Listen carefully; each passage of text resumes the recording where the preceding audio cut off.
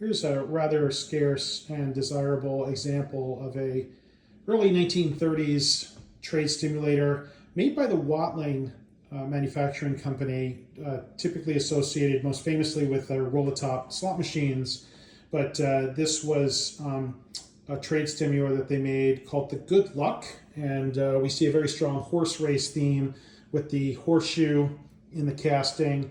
The horse is obviously cast into the top, and of course the great graphics of the actual running the track, the racetrack, and the horses in action.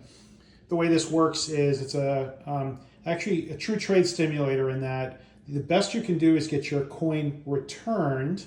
As the instructions say, you select one of the horses 1 through 6, and then when you put a penny in and push the handle, the center dial spins, and it tells you which of the horses came in first. And so in this case, the 5th horse came in first. We were set on 5, so it did return the penny. We'll see. You'll notice that the window is unobstructed. It's a full window. You'll see what happens when you're not a winner.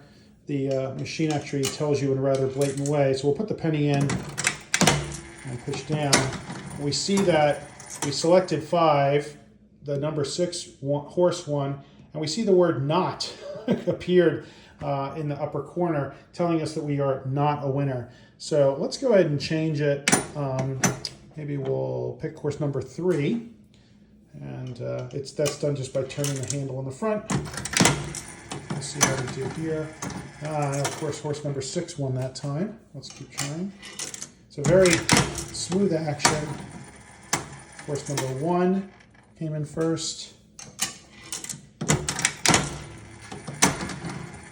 Horse number 5. Okay, we're staying with our horse number 3. Horse number 1.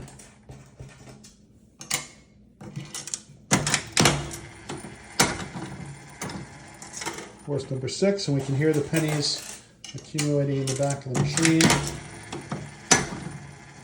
Horse number 6, and that knot is still appearing.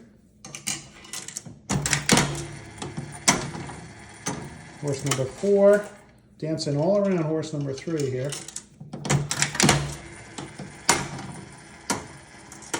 Horse number 2. Here's horse number 3. We see our penny came back out, and the knot sign has disappeared. So this is the Watling Good Luck trade stimulator from the late 1920s, early 1930s.